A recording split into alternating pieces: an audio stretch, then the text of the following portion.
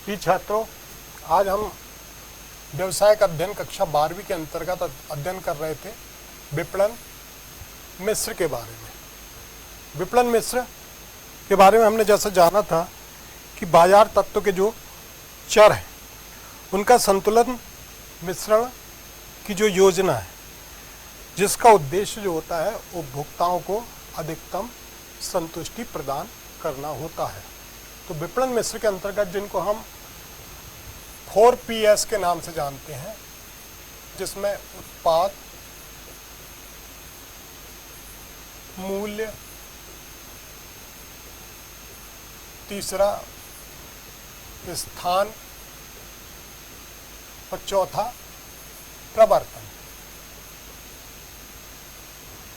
तो ये जो 4Ps है, इनमें हमने पूर्व में उत्पाद क्या है, मूल्य क्या है, इनके बारे में जाना था। अब हम जो तीसरा बिंदु जो 4Ps का थर्ड बिंदु है, स्थान या वितरण।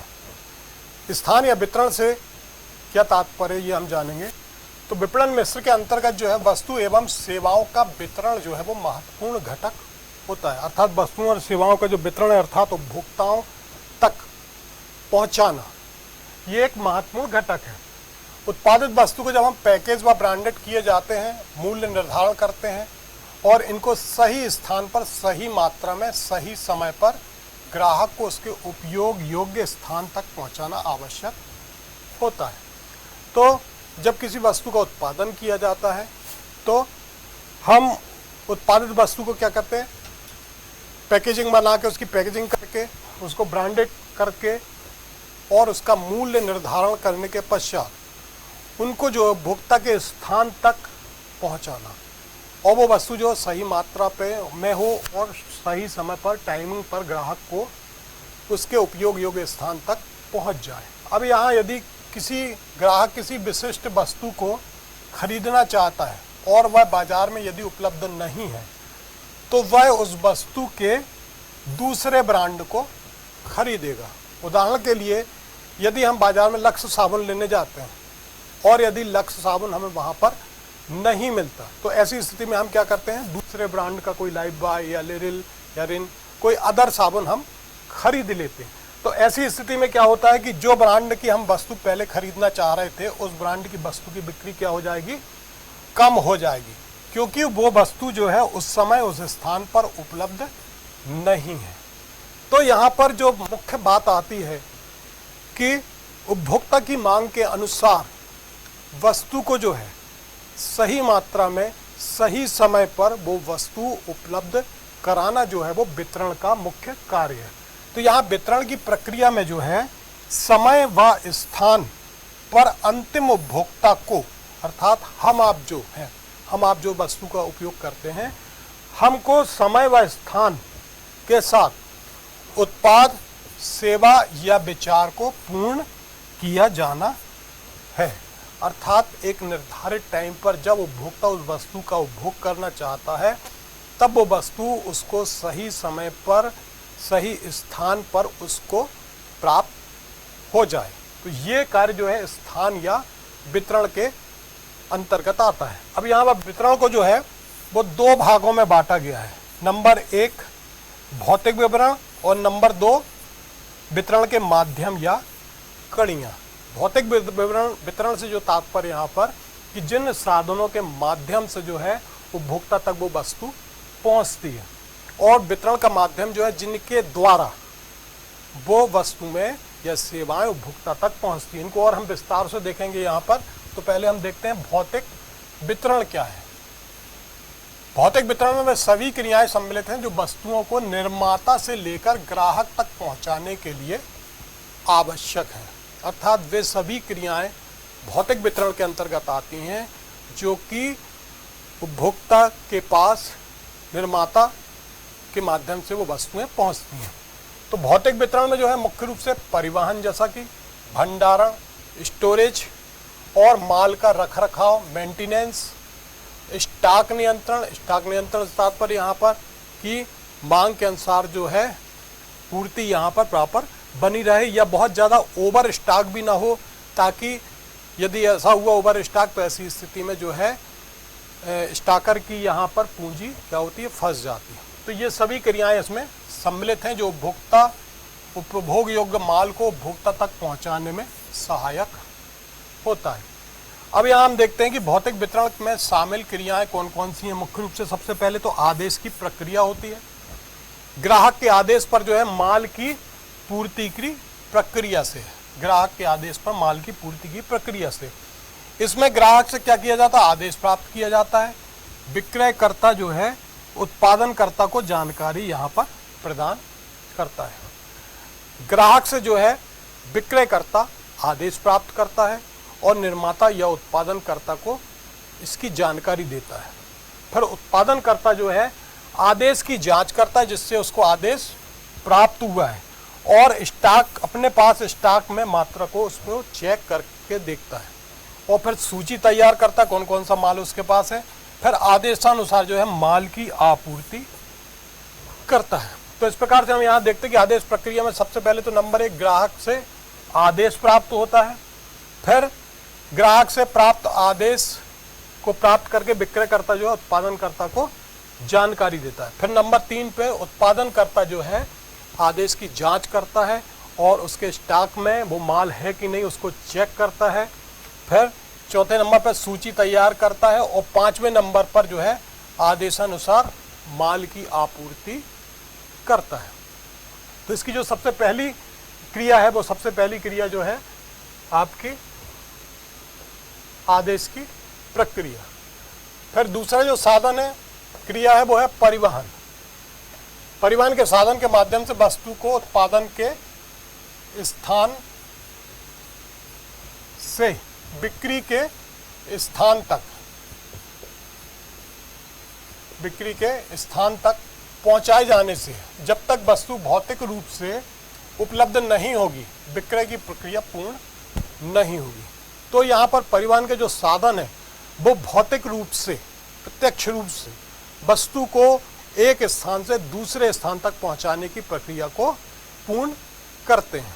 यहाँ पर जब तक भौतिक रूप अर्थात प्रत्यक्ष रूप से मूर्त रूप में वो वस्तु उपभोक्ता के पास नहीं पहुंचेगी तब तक विक्रय की जो प्रक्रिया है वो पूरी नहीं होगी। तो परिवहन के साधनों में जो है जिनके माध्यम से जो है ये पूर्ण होती है वस्तुएं पहुंचती हैं तो सड़क हो गया, रेल हो गया, वायु, जल, पाइपलाइन आदि सम्मिलित है। इनके माध्यम से जो है वस्तुएं उपभोक्ताओं तक पहुंचती हैं। अब यहाँ पर एक चीज ध्यान रखने वाली बात है कि जब हम वस्तुओं को इन साधनों के माध्यम से पहुंचाने का कार्य करते हैं तो वस्तु की प्रकृति किस प्रकार की है इसको हमें ध्यान में रखना होता है। साथ ही माल को पहुंचाने की लागत कितनी होगी, गति मतलब कितने समय में वो वस्तु उपभोक्ता तक पहुंच सकती है। फिर निर्भरता, आवृत्ति, क्षमता और सुरक्षा आदि बिंदुओं को ध्यान में रखकर जो है परिवहन के साधनों का यहाँ पर चयन किया जाता है ताकि माल जो है वस्तु जो है सुरक्षित रूप से उपयोग योग्य रूप में वो उपभोक्ता तक पहुँच सके। तो परिवहन के बाद बात आती है गोदाम या भंडारण का। तो उपभोक्ता तक माल पहुंचने के पूर्व माल को जिस स्थान पर हम सुरक्षित रखते हैं वो गोदाम या भंडारण कहलाते हैं। तो यहाँ उत्पादित माल को उपभोक्ता तक पहुंचने में समय लगता है जिसके लिए उसको क्या करना पड़ता है, उसका भंडारण करना पड़ता है, मतलब एकत्रित करके उसको सुरक्षित रखना पड़ता है। अब माल को एकत्रित करके सुरक्षित करके रखने के लिए उसे गोदाम या भंडारण की आवश्यकता होती है और माल की प्रकृति के अनुसार गोदाम या भंडारण होना चाहिए। यदि नॉर्मल प्रकार का माल है तो उसको जो है सामान्य हम गोदाम या भंडारण में रख सकते हैं, या ठंडे स्थान पर रखने वाला यदि कोई माल है तो उसके लिए अलग गोदाम या भंडारण होते हैं। तो जिस प्रकार से वस्तु की प्रकृति उस प्रकार के गोदाम या भंडारण में हम वस्तु को सुरक्षित रखते हैं। इसके लिए जो है गोदाम या भंडारण उत्पादन प्रक्रिया के निकट हो अर्थात बहुत दूरी पर ना हो और बाजार भी क्या है गोदाम भंडारण के नज़दीक में हो जिससे आपूर्ति शीघ्रता से हो सके। अर्थात गोदाम या भंडारण ऐसे स्थान पर होना चाहिए जो बाजार के भी नज़दीक हो, साथ ही उत्पादन कर्ता के भी नज़दीक हो, ताकि माल को शीघ्रता के साथ वहां पर पहुंचाया जा सके और गोदाम या भंडारण से निकालकर माल को सीधे बाजार में शीघ्रता से भेजा जा सके। फिर संग्रहित माल पर नियंत्रण। अब यहाँ पर उत्पादनकर्ता के द्वारा जो माल को संग्रहित करके रखा जाता है स्टॉक में, उस पर भी नियंत्रण या कंट्रोल आवश्यक है। माल की आपूर्ति जिस प्रकार से बाजार में हो रही है उसके हिसाब से ही माल को एकत्रित करके रखना चाहिए। तो स्टॉक की मात्रा जो है वो आपूर्ति के हिसाब से आवश्यकता अनुसार नियंत्रित करके रखी जाती है। अब स्टॉक की मात्रा यदि सही है तो ग्राहक को दूसरे जगह जाने की स्थिति कम हो जाती है एवं बिक्री का प्रवाह जो है वो निरंतर बना रहता है। तो प्रॉपरली स्टॉक जो है नियंत्रित रूप से स्टॉक यदि स्टॉकर के पास है तो ऐसी स्थिति में ग्राहक की आपूर्ति जो है टाइम लिमिट के साथ पूरी होती रहती है और यहाँ पर जो विक्रय का प्रवाह है, विक्रय का जो क्रम है वो लगातार बना रहता है। अब यदि यहाँ पर नियंत्रण नहीं करते या बहुत ज़्यादा ओवर स्टॉक कर लेते हैं तो ऐसी स्थिति में उनकी पूंजी यहाँ फंस जाती है और यदि कम स्टॉक रखा हुआ है तो ऐसी स्थिति में क्या होगा, बिक्री प्रभावित होगी। तो ये जो बिंदु हैं ये भौतिक वितरण में सम्मिलित क्रियाएं हैं। अब जो दूसरा बिंदु है वितरण के माध्यम या कड़ियाँ, यहाँ पर जो है वितरण के माध्यम से आशय उस मार्ग से है जिसके माध्यम से वस्तुओं एवं सेवाओं का प्रवाह होता है या निर्माता से उपभोक्ता तक उन्हें पहुंचाया जाता है। अब ये माध्यम कौन है वितरण के? जैसे एजेंट हो गया, थोक व्यापारी हो गए, फुटकर व्यापारी हो गए, कमीशन एजेंट हो गए, ब्रोकर हो गए, अन्य सहायक एजेंसी जैसे कॉमन कैरियर्स, विज्ञापन एजेंसी आदि। ये मध्यस्थ विनिमय की प्रक्रिया को सरल बनाकर समय, स्थान एवं अधिकार उपयोगिता का क्या करते हैं, सृजन करते हैं।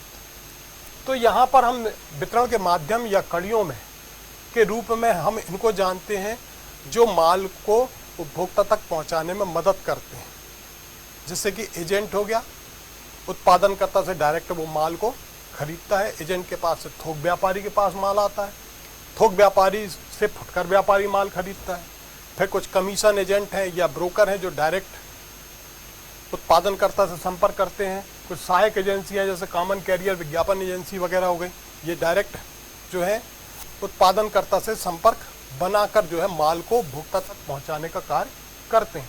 तो वितरण की इन कड़ियों में जो है समय, स्थान एवं अधिकार उपयोगिता का ये लोग क्या करते हैं, सृजन करते हैं।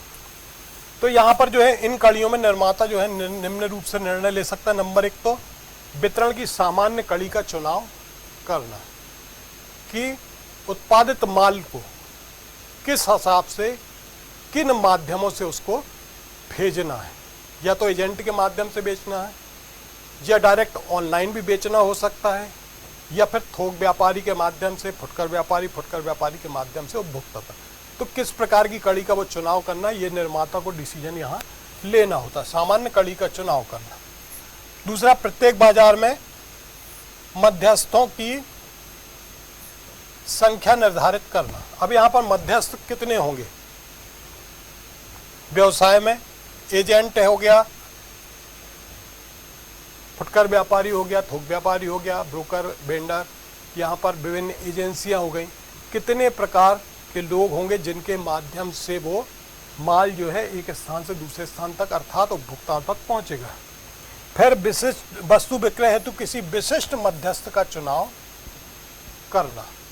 या तो ये तय कर लिया जाए कि डायरेक्ट एजेंट के माध्यम से जो है माल को बेचा जाएगा, या फिर ये तय कर लिया जाएगा कि थोक व्यापारी के द्वारा ही माल को बेचा जाएगा। तो इसमें किन कड़ियों के माध्यम से उसको जो है अपने वितरण का कार्य पूर्ण करना है, इसका जो चुनाव है वो निर्माता के द्वारा किया जाता है। तो ये वितरण के माध्यम या उसकी कड़ियाँ हैं।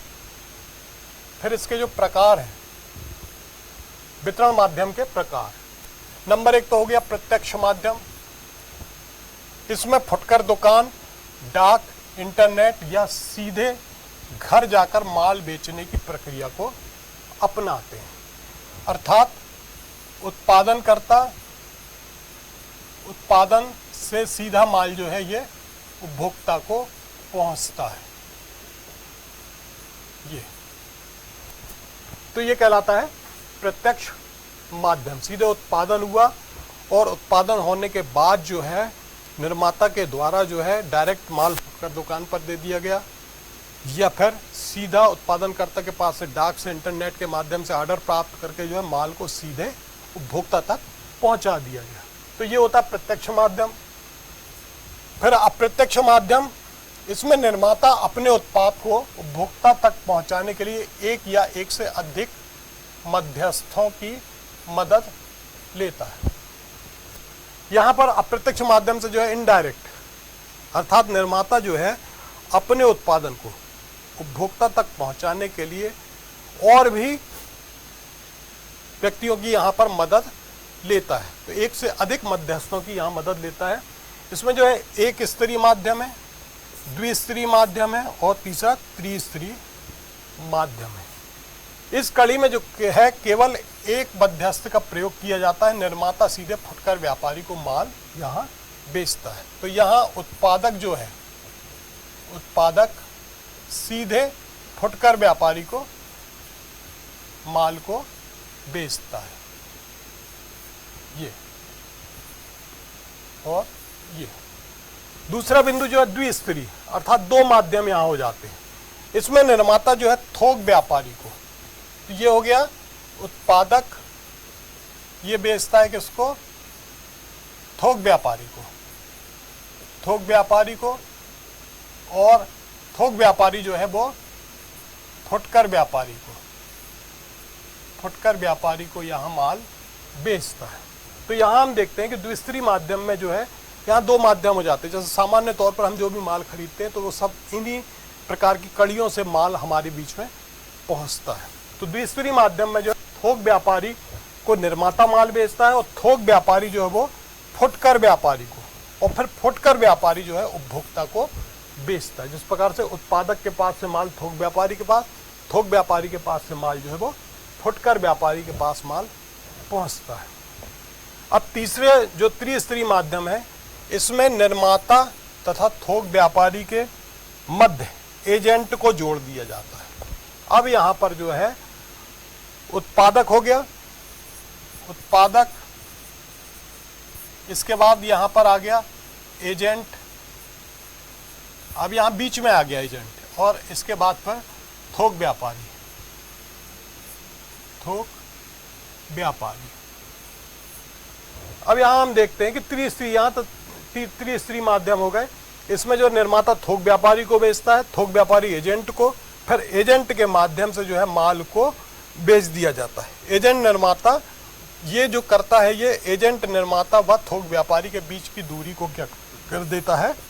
कम कर देता है। तो ये त्रिस्तरीय माध्यम कहलाते हैं। तो ये वितरण माध्यम के जो प्रकार हैं, डायरेक्ट माध्यम और इनडायरेक्ट, और इसमें जो इनडायरेक्ट में एक स्तरीय माध्यम, द्विस्तरीय माध्यम और त्रिस्तरीय माध्यम, तो ये वितरण माध्यम के प्रकार। इसके बाद जो हमारी चौथी प्रक्रिया है 4PS की, हमने बताई थी आपको पूर्व में भी, 4PS की चौथी प्रक्रिया जो है वो है क्या? प्रवर्तन प्रक्रिया। प्रवर्तन क्या है? प्रवर्तन मिश्र से आशय उत्पादन के संबंध में लक्षित उपभोक्ताओं को वस्तु या सेवाओं के बारे में जानकारी प्रदान करना, ताकि उपभोक्ता वस्तु को खरीदने के लिए प्रेरित हो। अर्थात वस्तु को खरीदने के लिए उपभोक्ताओं को प्रेरित करना प्रवर्तन की प्रक्रिया के अंतर्गत सम्मिलित है। यहाँ विपणनकर्ता जो है अपने फर्म के उत्पादों के संबंध में ग्राहकों को सूचित करता है, उन्हें खरीदने के लिए तैयार करने के लिए संप्रेषण की विभिन्न तकनीकों का प्रयोग करता है, जिन्हें हम विपणन मिश्र के अंतर्गत उत्पादन के प्रवर्तन के घटक के रूप में जाने जाता है। पहला जो है विज्ञापन। अब प्रवर्तन के लिए, किसी वस्तु के प्रवर्तन के लिए, माल के प्रवर्तन के लिए हम क्या करते हैं? प्रचार प्रसार करते हैं। प्रचार प्रसार का उद्देश्य क्या है?